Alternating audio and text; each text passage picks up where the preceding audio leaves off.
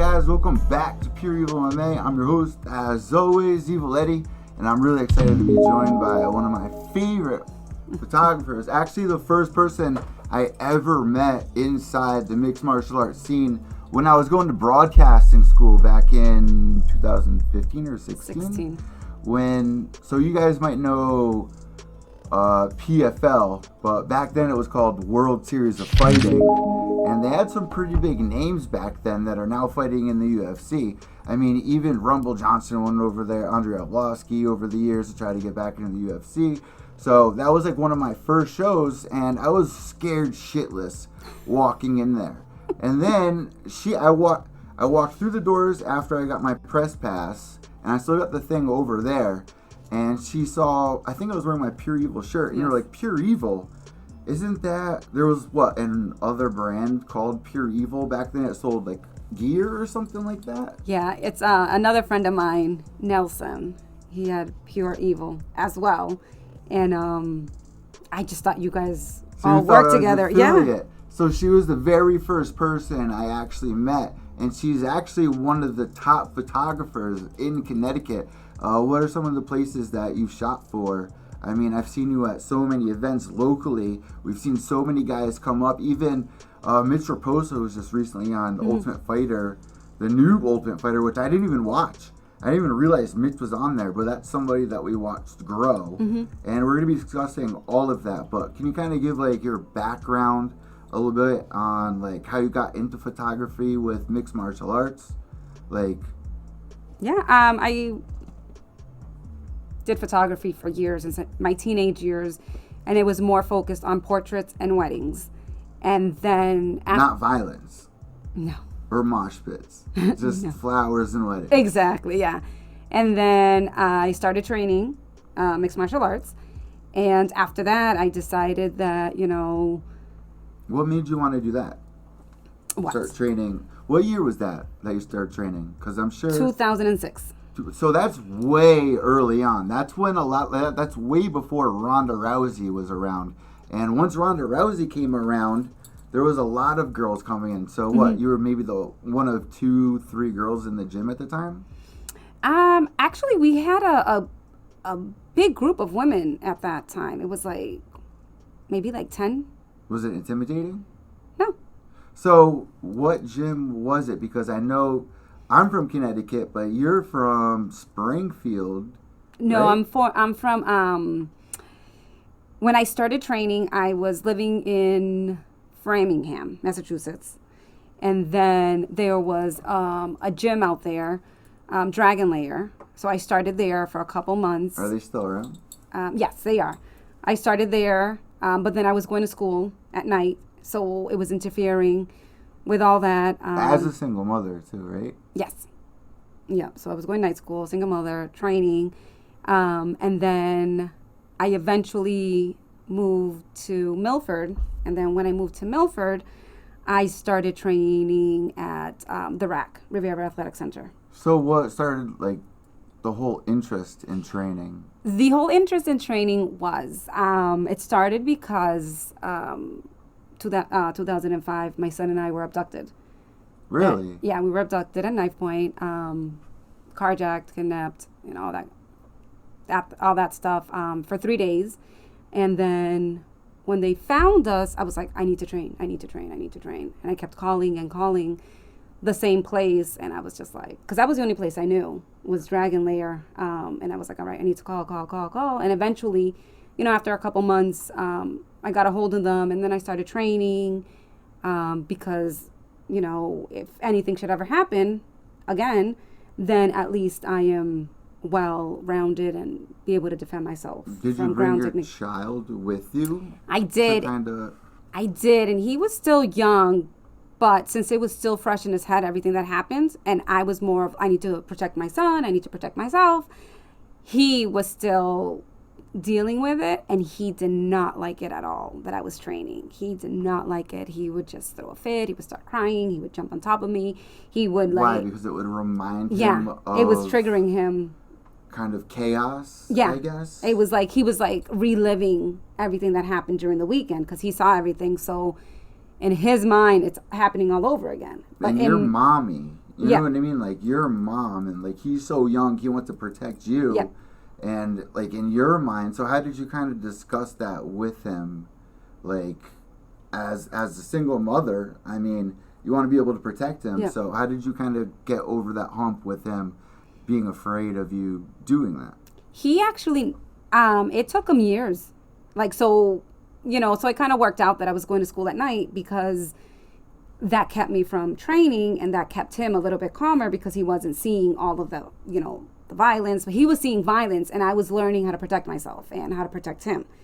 So after the years, maybe like 5 years after, because I was training on and off, I went, and when I moved to Milford, I started training with George Rivera.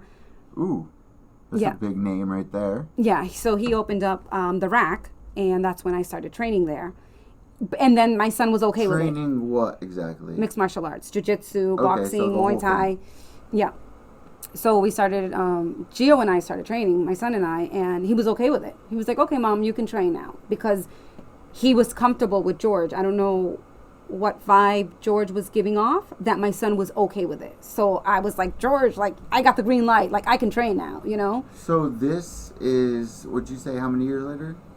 5 years later? 4 to 5 years later, yeah. So what's that, 2013 maybe? 2011. 2011. So were you guys into mixed martial arts as the entertainment industry yet? Like, were you being introduced to that? Or seeing like some of the people that you were training with entering competitions? Like, what was the next step that you're like, I want to actually still be here, but I want to become a photographer in it? Like, what was the transition with that? Well, I realized I was disassociated a lot of the times because of everything that happened. So the only way I would really know or remember certain things was because I would see a picture of it. So then I started realizing... Explain that a little bit more. What do you mean? You would see a picture of it? So, like, big events in life, birthdays, family gatherings, and stuff like that, I wouldn't remember being there. I wouldn't remember participating. I wouldn't remember anything. But if there was a picture that somebody had and they shared it or they showed me, then I would kind of remember certain things. So to me, it was like, wait a minute, let me capture those moments that mean something in life. That, no matter what happens, you can always grab a picture, look back, and be like, oh, I remember this. Like, you can hold on to that moment regardless. So I was doing that, and then while I was training, I saw, many people, and then we became friends, and then we became family, because at the rack, everybody became family. Oos, right? Yeah. So once we became family, it's like I would always ask, like, because at that point, depending where it was, I wouldn't go and see them fight, because, depending on the distance, it would just trigger certain things. And then I'm like, well, where are the pictures? Well, where are the pictures? Like, I want to see pictures. I want to be able, and they wouldn't really have a lot of pictures. So depending where they were fighting, they wouldn't have pictures. And then George was like, because he saw that I would, taking pictures, he's like, Iggy, why don't you try to go with us and you can be our photographer? I was like, oh, well, I don't know. Well, depending. And then it just got difficult because certain areas I wouldn't go to, but then other ones I would. And then he got me in touch with Mike Pulver, who does Cage Titans. Hey, Mikey. I hope you hear that shout out right there. So that was actually my very first official promotion that I went to. And so just to press pause for the listeners, you bring up Cage Titans. Some names that come out of Cage Titans that everyone would know is Joe Giannetti. Mm-hmm. Mitch Raposo. Mitch Raposo. Jay Perrin. Jay Perrin was on the come up as well. Mm-hmm. And also there's that little skinny kid. I can't remember his name. Chris Martino. There's Chris. He was the whole thing. Yeah. Cupcake. Mm-hmm. There's Cupcake, who's actually dating JoJo's girlfriend. Cousin. JoJo's cousin. Cage Titans is an amazing promotion. So just quick shout out to them. Mm-hmm. So you met Mike, and then what happened? And then I just my main thing was the main event that night was Chris Martino. Okay. Oh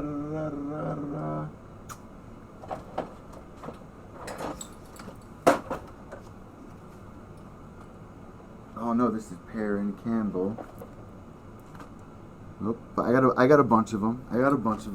So that was your first event. Were you a little nervous of what to expect? Were you like... I was nervous, but I wasn't the main photographer, so I was okay with it. So when you got there, did you talk to the other photographer? I did speak to other photographers, and honestly, only one photographer was very welcoming to me, and that was Joe Harrington. He was super nice, and... Is he still around?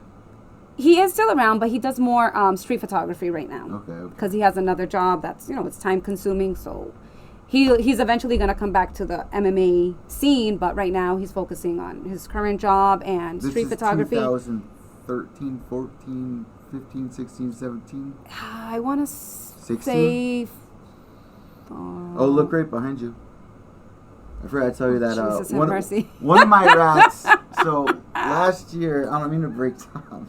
I forgot to warn you about that. Yes, thank you. One of my rats named Trigger actually lives out of his cage, but compared to last year, guys, when we do these podcasts, there would be 126 of them running around. And Chris Cyborg actually said something in like a group chat about it when she watched my show one time. It's just like, that's like what I'm known for. But now, guys, there's only one. There's only one.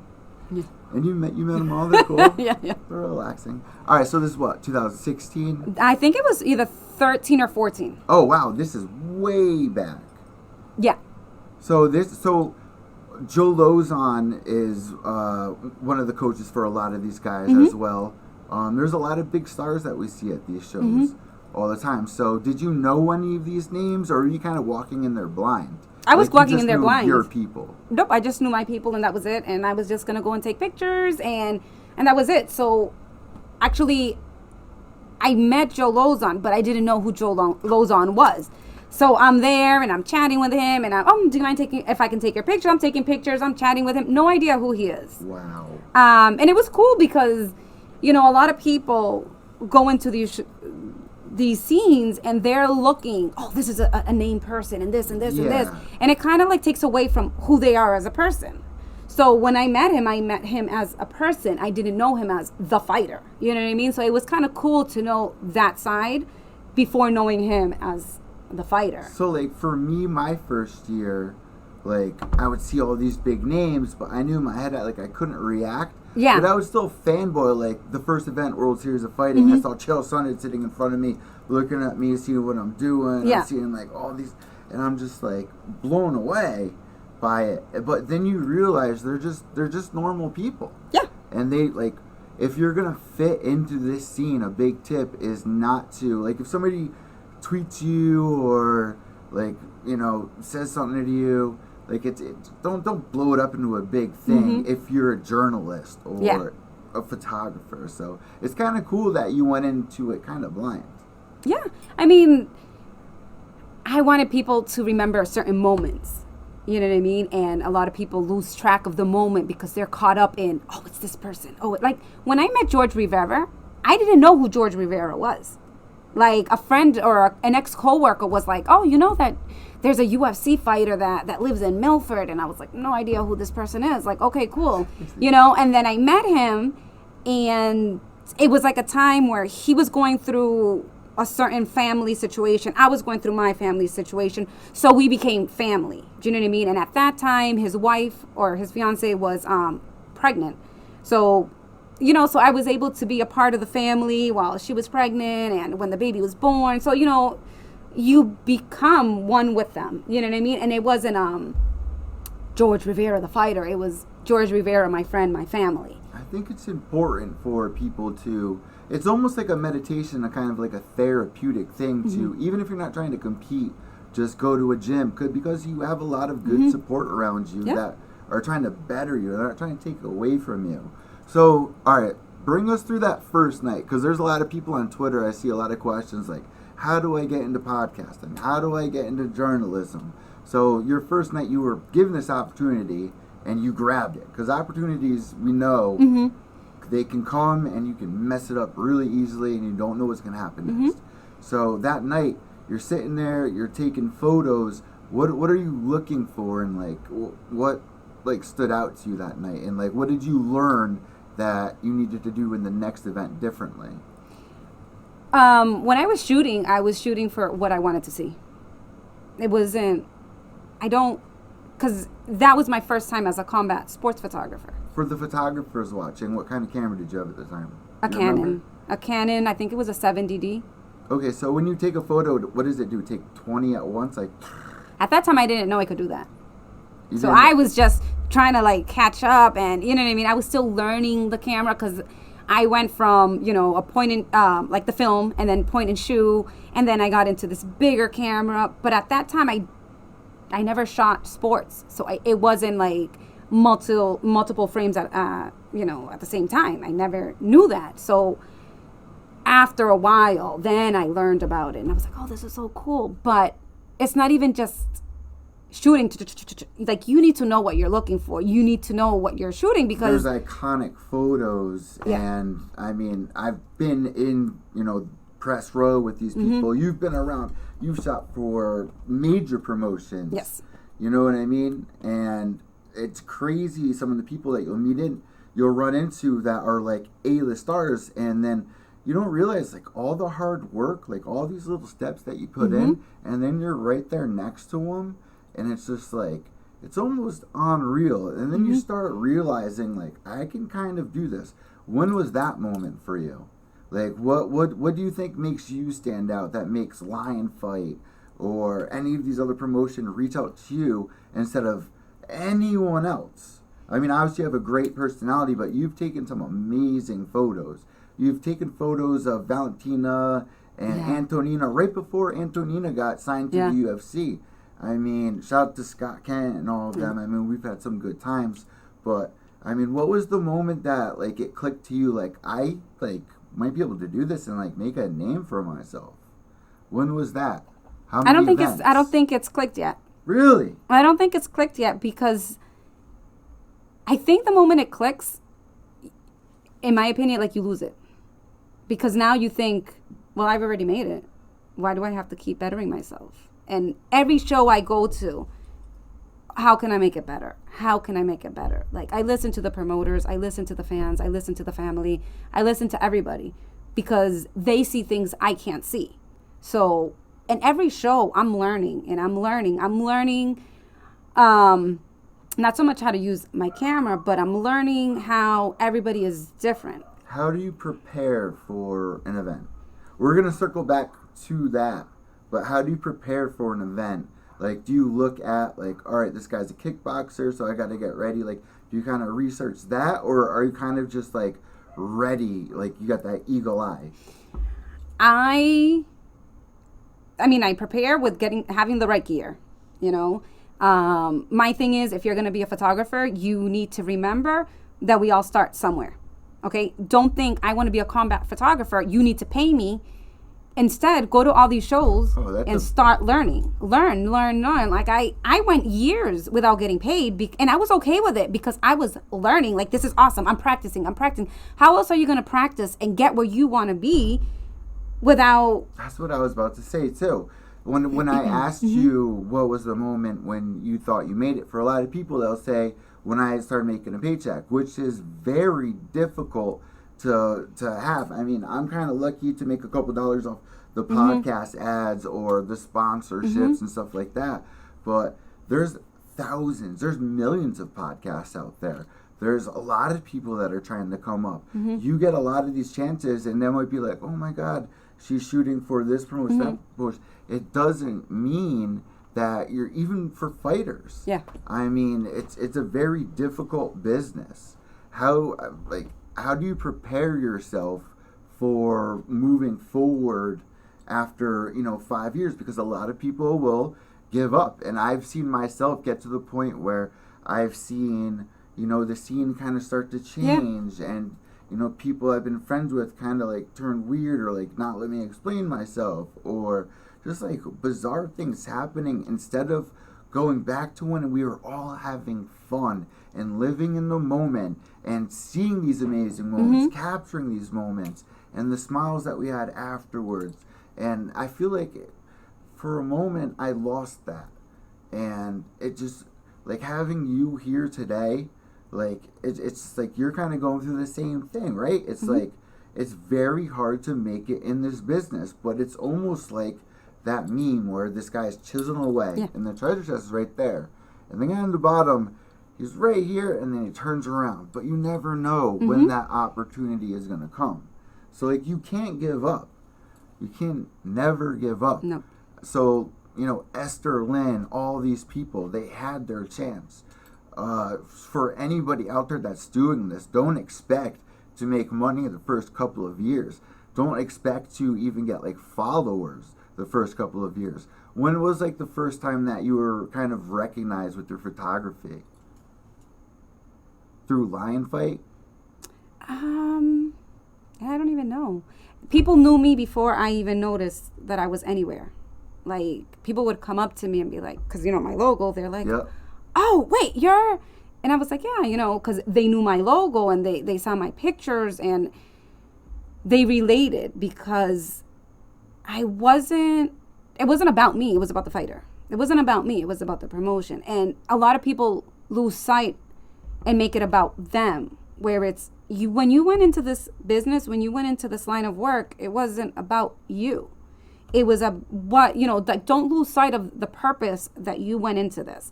And, you know, I've met great people and I'm working with these people. So when you get an opportunity, when you get an opportunity, you can't be like, oh, well, you know, I got this opportunity. Now I'm the one. No, like, for instance, I started working with Lion Fight and I had done plenty of shows with them. And it was, I had the opportunity because Benny, who's the main photographer for Lion Fights, he couldn't make it to that show.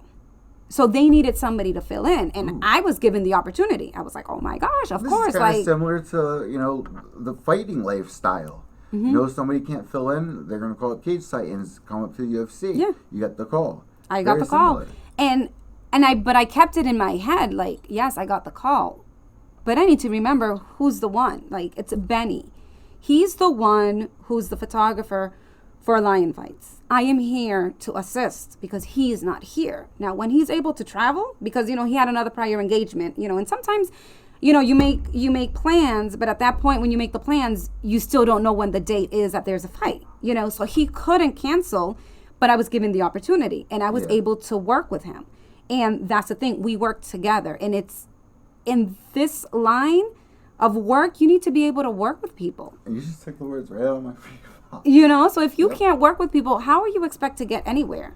And to this day, okay, I have Cage Titans, that is family. I have Lion Fights, that we became family. I have, you know, the Rack, even though the Rack isn't around, they're still my family. So when I see them, they're my family. So you can't betray people and be like, yeah, you know, Benny can't make it, so why don't you just keep me? No.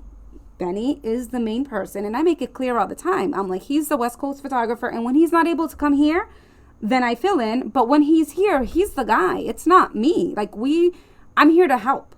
I'm not here to take anybody's job. And that's the thing. People are territorial. Like, I'm going to take this place. And it's like, why can't we all just work together? I love that you said that. And you're one of the very rare people in, like, there's a lot of people, and I'm not going to name anyone.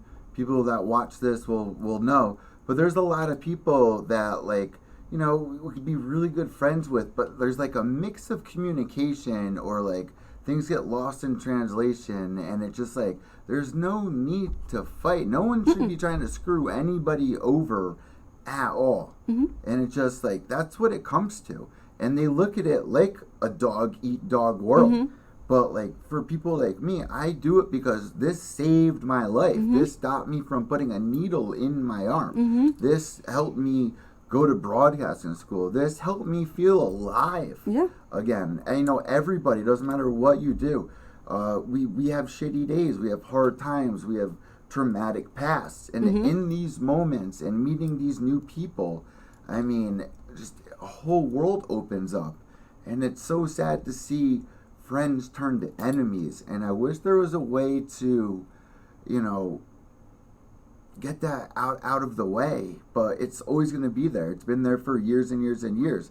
But it's sad because, you know, you see these people at events and it's like, you know, you can't say hi to them, you can't do this, you can't do that.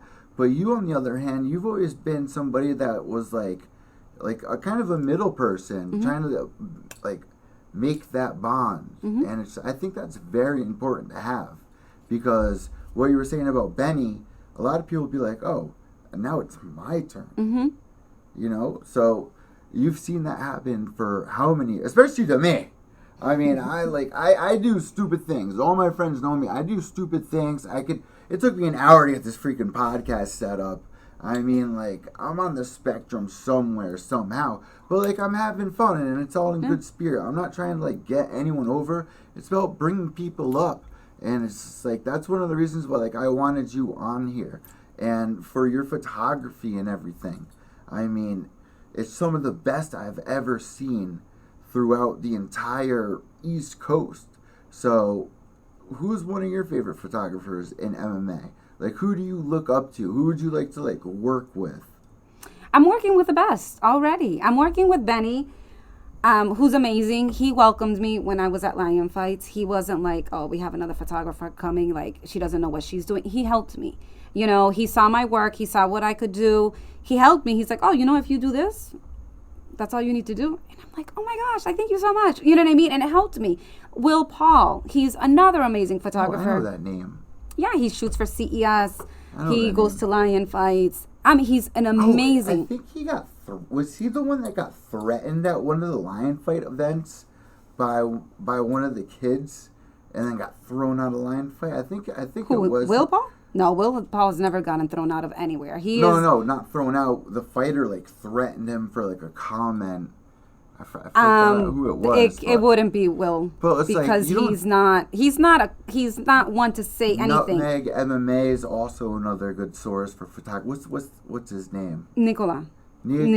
He is another great guy who, after all these years, we become family. Like when his wife was pregnant with her, you know, with their daughter, and then, you know, I see the little kids coming up. It's like their family. They're like my nieces and nephews. He lives you know? pretty close to me, actually. Does he really?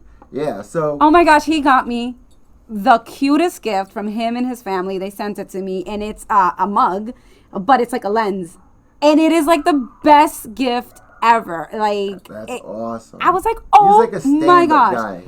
Yeah, he really is. But the hardest part about being a photographer or being a journalist coming up, and especially seeing a lot of these young kids get older, and we're watching their fights, and you know, first it's hard to see their parents on the sidelines, or boyfriends or girlfriends. That's hard to see. But then when you see two guys, like we recently saw, William Knight and then my boy Fabio Charant, they get their big shot inside the UFC. And it's against each other. And these are two guys that, you know, I'm pretty sure you were there for Fabio Charant's debut. I'm not at Cage Titans. Twin River Casino. CES. You know, I watched him grow, you know, the whole way. And William Knight fighting with reality fighting. And that dude's a specimen, like Francis Ngannou. I did not want to see those two clash, because Fabio Charant has one of the most amazing stories coming up, going through foster care. He's an amazing kid. And then when you see moments like that in their dreams, everything they worked for all these years, where, you know, maybe I can take a week off, 2 weeks off. These guys are in there every day fighting for their dream, and they get that one shot. And it's like, oh, I got to go against William. Oh, I got to go against, you know, Fabio. And it's like, I got to take this guy's dream. It's me or him. That's the hardest part about all of this. Do you have a hard time dealing with some of that? Of course. It's every time I go to a show, I see people that I've you know, seen. Like, for an example, like I ran into somebody and they're like, oh my gosh, I love your pictures. You were the first one to take my pictures when my amateur debut. I was like, oh really? Like, I was the one? Like, I didn't even know it. Like, and that means something to them too. It does. You know? And it means something. I'm like, wow, I've been around. Like, to me, I just did it yesterday. Like, I just started yesterday, and I've been around for a while, more than I guess a lot of people. So I've been almost 7 years, 6 years. 17, 18, 19, 20, 21, 22. 5 years. Going on to 6 years. So you're almost up to 8. Like, yeah, 9-10 years. It's crazy, It's right? a long time. And to me, it was just yesterday. It's a long time to be inside this business, going through all of that. And it doesn't get any easier, fight after fight. No. So what was the hardest part about going through Corona? Because that was really hard for me as a journalist, being stuck here, not having the access to get the press passes and stuff. What was that like for you? Because it was hard for fighters, it was hard for the promotions. Did you get an invite back anywhere yet? I'm still shooting for Lion fights. Yes, they just had an event. Steve Walker got another knockout. That was an amazing fight. I mean, 2 great fighters. I mean, I'll be honest, I like watching the Muay Thai events more than MMA sometimes. Yeah. I really do. And it's not promoted enough. I feel like Lion Fight should be on ESPN because, a lot of people that watch mixed martial arts, I think they would have the UFC or BELLATOR or PFL, I think they would have a higher appreciation for what Lion Fight does, but they don't have like the star power, I think is what they're missing. They're now on UFC Fight Pass. Yeah, they are. Along with Cage Titans, right? No, CES. CES. Lion Fights. They're on UFC Fight Pass. 2 great promotions. And it's just... That's actually really recent. That was a couple of months ago that they signed that. Yes. I interviewed Scott like right after they signed that, which was a pretty big deal. But the ESPN deal, the ESPN package, the Jake Paul and this and that, the Conor McGregor breaking his leg. There's so many crazy things going on right now in the world of mixed martial arts. I feel kind of confused right now. Like where's your head at? Like I don't feel as cemented as I was. I think with everything that's happened, okay, like, you need to understand that at one point only boxing was around. Like, not around, but like during the pandemic, boxing, they allowed it in certain places. And then I think boxing was before they allowed a lot of places to open up for MMA promotions. So then at that point, now you have MMA fighters trying to get into the whole boxing aspect and vice versa.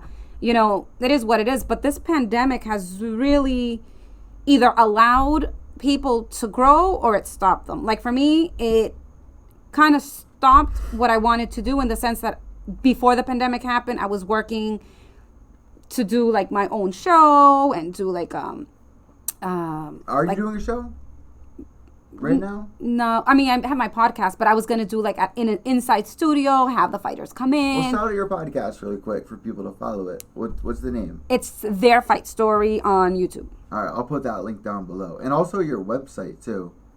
Which one? MedinaMMA.com. For all the photography. Yeah. All right, so keep going on about the Corona, where it left you. So I decided that since I can't shoot and I can't do anything, let me do the virtual part. Let me do podcasts where I can't really be with the fighters, but I can still interview them and I can share their story because that's what I wanted to do before. It got stopped, but I found a different avenue to do it. And I guess that's what fighters are doing now. They're trying to find a different avenue. I mean, now we're more opened up and people can fight and do certain things, but still as far as media, photographers and stuff like that, some promotions aren't allowing it. They're only allowing one photographer or they're only allowing one media or, you know what I mean? So it's kind of difficult. 5 media members. Yeah, exactly. It's getting a little difficult, but that's when you really have to stop and think, how can I make it work for me? What is it that I can add to my brand? What can I add to this community? And that's where I decided, okay, let me do my podcast just until the shows start opening up and let's see what I can do. So I started doing that. It helped because now, I'm, sharing their stories, still shooting. That's the most important part. Mm-hmm. That's why Pure EVil MMA is called Pure EVil MMA. It's, the pure stories of Eddie Vallejo, EVIL, of my MMA, visions. People need to hear the stories. They don't want to hear the stats or who won the fight. They want to hear the build-up, the stories, the drama, what this person's been through to get behind them. And that's something that you do, but a lot of people don't really dive into that. And it's a very on-thank job. But I feel like I get something out of it. Like, I've learned a lot from fighters. Yeah. I mean, what's one of the favorite, interviews that you've done? Where it's just, I can't say there's a favorite. because every fighter has their own story. Do you know what I mean? So I'm not going to minimize one fighter because they have something different than another. You know, everybody has their story. Everybody is on their own level. What one fighter or what I can experience is not something somebody else can experience. So I cannot minimize it because I feel this story was, you know, I can't do that. That's not fair. You know what I mean? It's not, because we all have a story. My story may not be your story. Like what you've gone through, maybe I can't go through, and maybe what I've gone through, you can't go through. But it doesn't make my trauma any less than your trauma. And that's the problem nowadays. Everybody wants to be like, well, I went through this and you went through that. And it's just like, one and up. Yeah. And it's like, no. Like, let's not do that. Why don't we accept that this person went through this trauma, this person went through this trauma, this person went through this experience. So what coping skills did everybody use that can help somebody else? That's where that's my thing is. I am not going to minimize anybody because they didn't go through this person didn't go through that. It's like, that's not fair. But what has each one been doing to help them? Each one of the people that I've interviewed has used martial arts as an avenue to heal. Each one of them has used this to get closer to where they need to be in life. So that's where I use their fight story and let other people see that, hey, yes, this is a violent sport. This is a sport you're going to see blood. But you understand that each and every single person has gone through something in life. And each and every person, when they enter that cage, they enter that ring, they get on that mat, they're battling something. Okay? So it's not fair to say, well, this person's doing this and this person's doing, like one person's fighting, you know, is a survivor of cancer. Does that mean that person is less than the person who survived a heart attack? Or is it less than a person who survived? No, each one of them has their own level. Each one of them has their own spot. Don't do that. But what did this person use to help them get through? What did this person use that is still working for them? They're using martial arts as a discipline, as a meditation, as a guide to get where they need to be. I mean, just look at Dustin Poirier. Mm-hmm. A year and a half ago, he lost to Khabib. He makes a tape that I put on my YouTube channel, and he was like sitting on his bed, and he's like, guys, I think this might be it. I think I might retire. And then he didn't give up and becomes the champion, and then beats Conor McGregor. I mean, I've interviewed so many people. Ian Heinisch, he ends up getting arrested, fleeing the country, going to jail, deciding that he wants to be an MMA fighter, makes it to the UFC. I mean, there's so many amazing stories inside this world of mixed martial arts that is so inspiring. And I think it's one of the most inspiring sports there is, most exciting sports there is, other than baseball, basketball, because you're literally fighting while dealing with going home, having a home life, having a child, this and that. I feel like there's so much relatability in that, and being able to capture that in moments, like in photography and stuff like that. It's just like one of the most beautiful, most fascinating things, and right now is the most amazing time for mixed martial arts, for people like me and you coming up. You know what I mean? I mean, I can only imagine where things are right now. I'm kind of like, I don't know where mixed martial arts is heading. Like, is it going to become, like, who are they looking for the next Conor McGregor? Are they going to bring the YouTubes over? It's like, do you feel like it's kind of losing touch, or like, what do you feel like's going on right now with all of that? I feel like they're losing sight and thinking more of not fighters, but the views from children and YouTubers, or the drama, or like.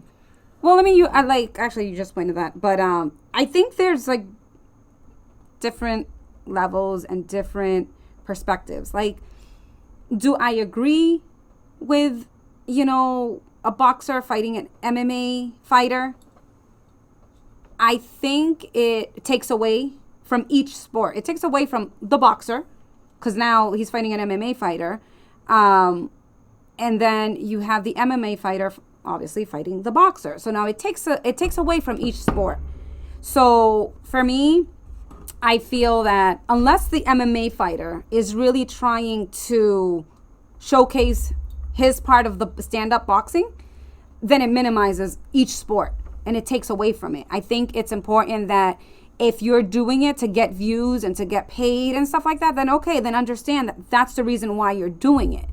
Don't think that you're gonna, or people shouldn't look down at the MMA sport or look down at boxing because, you know, they're doing that. I hope that in the end, neither one of them loses their own value because they're trying to make it now an entertainment, make it like, I can understand if it's like a show and it's an exhibition and, you know, let's do this, why don't we see what this person does and what this person does, cool, but we can't lose sight of it. We have to stay focused. We have to, and I mean, it's kind of like, you're right, because they're actually, because we all realized that Jake Paul was going to win, obviously.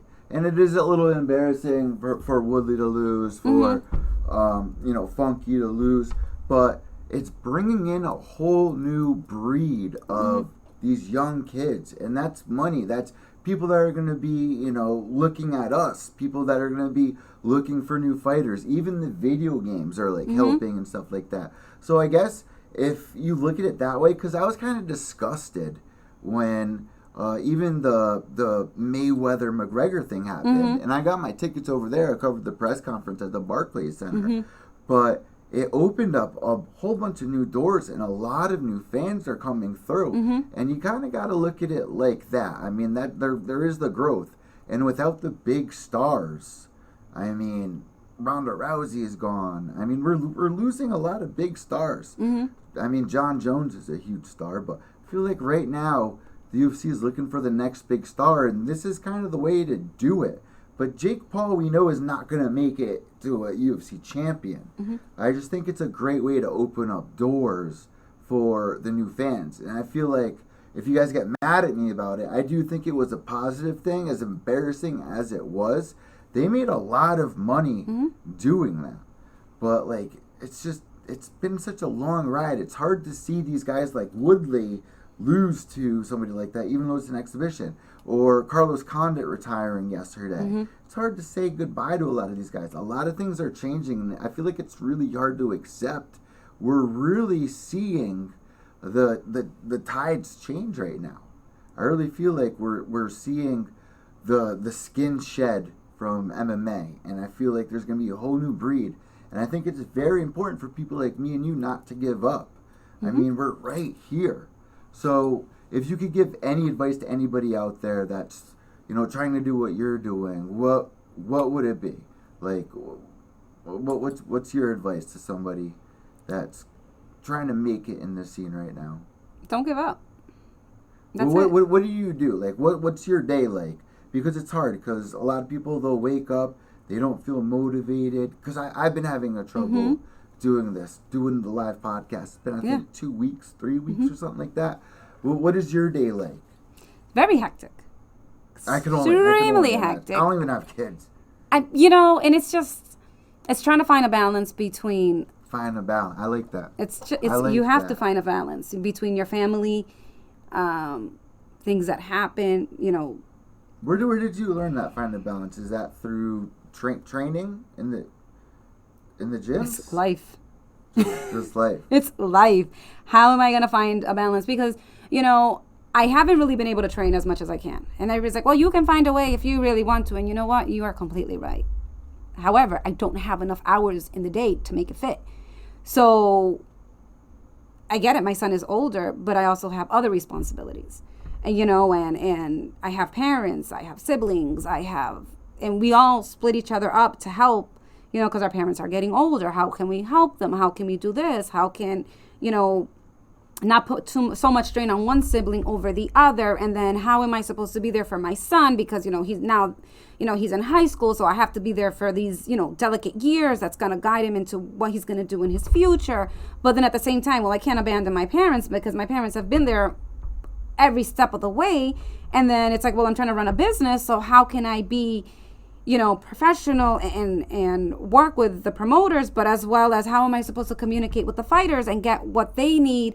You know, they're asking for pictures. How can I find a balance? You know, so I try to let them know as much as I can without using it as an excuse, because, oh, well, you're using that as an excuse. And it's like, oh my gosh, like, you understand. But then it's also, I'm a homeowner. So then on top of that, you have all these things that happen in the house that, okay, the heating system went down. Okay, now I got to deal with that. But on top of that, I have to go to work. But on top of that, my parents need to go to the doctor's appointments. Oh, but on top of that, my son has his doctor's appointments. Oh my gosh. Eddie didn't answer the phone. I had to come back. And then I had to come back today. She came all the way down to New Haven the other day, and I fell asleep until like 5:30 because I took like nasal medicine or Benadryl, NyQuil, or whatever. I don't know what you took, but yeah. 5:30 at night, and I woke up like in like a terror, just like, oh my. And you just like you said, you just went around. You took like photos of New Haven. It's a beautiful city, but like for you to drive another hour to come back down here just shows how hardworking you are, and it's just absolutely mind blowing how much you go through and trying to find that balance. So like I just don't know how you do it. I have no idea how you find that balance. You just have to. I haven't found it yet, but when I do, I will let you know. It's not easy, but I realized the other day, like, what am I really gonna do? Like, I spend so much time like helping people, right? I mean, I don't mind helping people at all, and I smile. I always say, smile at a person because you don't know what their struggle is. You don't know what they're going through in life. And you actually have a TikTok that talks about stuff like that. Yes. It's like trying to bring up the vibe and the moods. Yeah, I do, because you don't know what all these, and especially through this pandemic, with people who are going through anxiety. What's your TikTok for people? Because Igdalia Speaks. There you go. Igdalia Speaks. And I just try to bring awareness that we're all human. We all go through things in life, but we can still make it. We can. And my thing, like, actually, like, not even like 2 days ago, I realized, like, I always smile at people, right? And then but I'm always like serious. I'm a serious person, but I try helping others and smile. And then the other day I was like, you know what? Let me try smiling for myself. Let me do it for me for a change. And it was like, oh my gosh, like, why haven't I been doing this my whole life? Because I used to feel guilty smiling and being happy because people would make me feel guilty because they're going through their own struggles. And it's like, yeah, but I'm going through my own struggles as well. And I don't have to tell you what my struggles are. So it kind of like, I needed to minimize what I'm going through and being happy, because if I'm happy, to see light in dark corners. Yeah, I will always find the light. I will find it. You give me a chance and I will find it, because what am I going to do? I mean, look at all the inspiration that we've seen from fighters around us, like Nick Newell, how far he's come with one arm. Mm-hmm. He's made it so far. I mean, we've seen so many incredible stories, which is why I love doing this. Mm-hmm. It really does help. So, one more thing I really need to talk to you about is I need to get a vlogging camera. There's a lot of people out there that want to do podcasting, or they want to go out and get cameras. What do I get? Because I heard that you need like an extension for the vlogging, like a. Oh yeah, you could use anything. You can use your phone, depending on the quality. Worth it though? Like, I want to like look professional. You can take anything and make it look professional. Are you willing to learn and figure it out? You learn with the equipment you have. I mean, the iPhone's like what, $700, but yeah. So use what you have, and then because like the extensions, they have adapters that you can put on your phone, right? You can buy the gimbal, which I have a gimbal. I haven't used it yet. Which you can use your phone, you can use your camera, you connect it to it, and it balances your pictures. So when you're walking, you don't go like this. It balances. Is it like that square thing? Mm-mm. It's like an arm that you have here, and your camera or whatever source that you're going to be using goes on top of it, and it balances it. So you have to program it and balance it.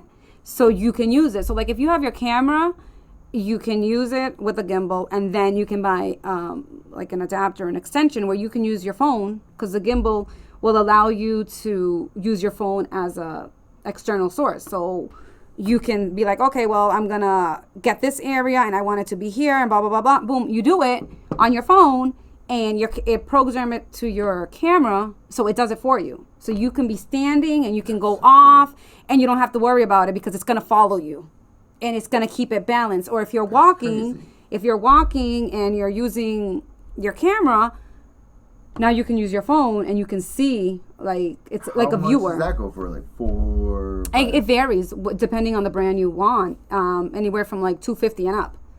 I mean, it's taken a long time to get a lot of this equipment, but like there's always something new coming out. Like you got to stay on top of everything. Like there's so much competition out there. But you just need to learn with the gear that you have. Don't worry about whatever is out, whatever anybody else has. It's what you have. How are you going to use it, and how is it going to make it work for you? Once you figure all that out and you get better quality later on, then boom. Oh, this is easy. Boom, boom, boom, boom. You fix the steps. But if you're focusing on getting the best that's out there, guess what? If you don't know how to use it, it doesn't really matter if it's the latest thing that's out there. I've seen photographers who have the best top of the line camera out there. They don't know how to use it. What is the point of investing thousands and thousands of dollars? I mean, it can freaking cost you a car. You know what I mean? But you don't know how to use it? Yeah, I've seen cameras for like $4,000. Yeah, the one I want to get is almost $7,000. But once I get it, I mean, but I use mine. That's, older, but I know how to use it. Well, you know what I do? I go to events. I try to make the vlogs. I try to make it like a personal thing so people can understand. So moving on to the next segment, one of my favorite segments of the podcast, which I didn't warn you about. Oh, great. Ghost stories. Do you have any ghost stories or anything spooky that's ever happened to you or anybody in your family? Do you have any ghost stories? No. You don't have any ghost stories? I don't. Do you believe in the afterlife or haunted houses or? Yeah, I believe in all that. But I don't have. You've never seen anything? Never. Because all right, Bill Vigil. Did you watch that ghost story? I did watch it. The clock. About the clock? You know what? There's been people that I've heard that have had like an object, and they like in the house, and something would always, like they felt like they were being followed, but then they would move it, and then all of a sudden like the item would fall, or they would move it, and you know what I mean. So it was like possessed, and then eventually like they had like a group like church members come and pray, and then like the lady was standing over here, and eventually she ended up being under the thing again, and then as the night went on they went somewhere else, and again boom. Oh, that's crazy. So she would always, and they'd be like, they asked her, they're like, where did you get that? Oh, I don't even know where she said she got it. And they're like, because you understand that no matter where you are and you move, you always end up under that. That's crazy. And then eventually she's like, I'm getting rid of it. And she got rid of it, and then everything was better and peaceful and stuff like that. But it was just, I think it was like her mother-in-law gave it to her. It was something like that, and they didn't want to get rid of it because it was, it was a gift. And then, but that was causing so much like a bad environment, and it was just like really like eerie for them, and she couldn't sleep, and she couldn't do this, and she felt like it was watching her. And so you do believe in it? Yeah, I think things can be definitely possessed and crap. Heck yeah, and I don't play with that crap. I got a good story for you guys. So Eileen and Ed Warnos, you're familiar with, obviously, from the Conjuring movies, or what was the doll called? Annabelle? Yeah, Annabelle. So my mom went to, I think I was like 6 or 7. She went to, they had like a convention where they brought like all of the, little things from different hauntings, or they had like recordings of poltergeist or exorcisms and all this crazy stuff. And at the end of the night, my mom started driving home, and the radio in her Dodge Intrepid started switching channels. She was like, oh, that's weird. Mm-hmm. So she tried shutting it off. It would turn on, change the channel. So she just shut it off. She finally gets back home. And she walks in the living room. I'm upstairs sleeping on the couch. She opens up the blinds. She walks out of the room. She comes back in. The blinds are now down. She's like, Ed, did you lower the blinds? I'm like, no, I didn't do that. And then she's like, all right, whatever. Brushes it off. The next day, she comes back in. The blinds are back up. Or down or whatever. And she goes in the bathroom and realizes she broke out in hives from that night. And my grandfather was a deacon at the church down the road over here. My mom got the holy water and blessed the house or whatever. Yeah. And nothing ever bothered her ever again. But that was definitely really freaky. And recently, my little brother called me. And he told me he went down to Florida. And one of my girlfriends passed away like 12 years ago. This little photo down here, my mom got me. There's the Hoist Gracie autograph. Oh. But this is like me, the dogs. So there's Phoenix. So there's Oscar that you met tonight. Phoenix, Eddie, Evil Eddie. Henley and Finn and the sunflower field, and she loves sunflowers. Oh. And my little brother said that he went to some random medium out in Florida, nowhere around here, just a walk-in. And he said that there was a presence of a girl holding a sunflower and said to tell your brother that I'm okay and that he can move on. And it just like gave me the craziest chills. And like broke me down, like it just like it's hard to accept because it's like what does happen after you pass away, and it's like how would somebody know that? And it's just like I kind of battle with it, but it also brings me like a little bit of peace. You know what I mean? Which is why I think it's really important to find a balance in life because there's a lot of chaos going. You could leave here right now and not make it home as soon as we end this podcast. Sergio Da Silva, one of my really good friends that I was doing a podcast with recently, he passed away. Sadly, he was a Bellator fighter. He was actually involved with some crazy headlines in the mixed martial arts community. But ended up taking his own life. And it's like, this world's crazy. Crazy things happen. And it's really important to find a balance. I think it's really important to have a hobby like we have, going to these events, because it makes us feel alive. And that's, like I said at the beginning of the podcast, it's so relatable. All these people, they go home and they lay their head on a pillow just like you or I do. And you got to put in the work. You can't give up, like you were saying. You got to keep going for what makes you feel alive. So with that being said, Iggy, I want to thank you so much for coming on Pure EVil MMA. And I want to know, like, what do you got planned next? Like, what do you have planned for the rest of this year? Are there any events coming up? What do you got going on with the podcast? Or I'll be working on my podcast. My what? Podcast. I don't know what the heck I just said there. You're working on your Podbean platform. I don't know what I'm doing. Yeah. Gonna be working with Cage Titans.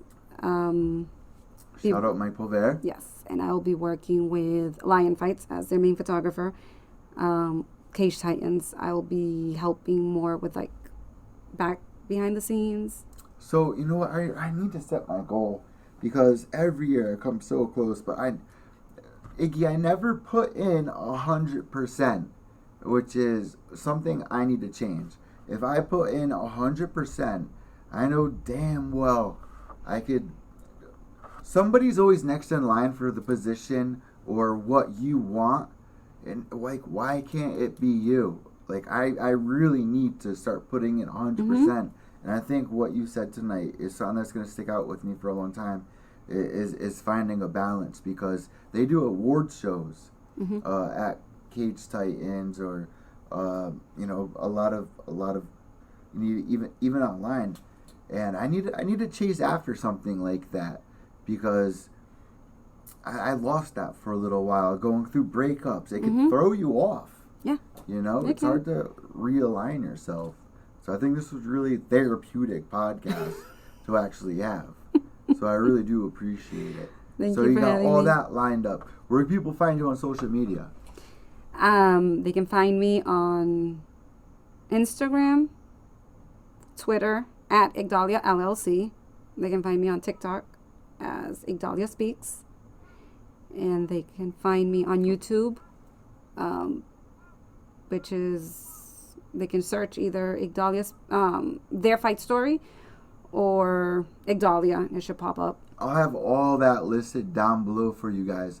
But the most important thing, and one of my favorite things about Iggy, is the merchandise. Is that for sale still, or? Because I got the Who Shot Ya shirt. Oh, yeah. And which I love, and every time I go, it's like the perfect, like the blazer with that style. Do you guys have that like on your website, or I don't have you it on gotta my find website. you at a show? I don't have it on my website yet. I'm working on it. I'm actually working with I don't even know if that's a printing company. Is that the term? I have a couple of them. I can't remember the name. There's of one them. here in Connecticut. Oh, you're talking about actual manufacturer, not online. No, it's one here that she's going to be printing my shirts. So she has an amazing story as well. Great quality too. I love it. It's not like some Walmart stuff. It's like actually like kind of like stretchy. It's like it breathes. It's Yeah. like, you know, even like see like the white, like the design. Like I bought shirts where it started peeling after a while. Yeah. Your shirt's still in perfect condition. Yeah, And I I've love had it. that for 2 years. One was the at the Big E. Remember Bill Vigil held the event at the Big E. He's had several events. I don't know. Mitch Raposo. It was like fight was canceled. There was like a. I'm probably drunk fighter. 18.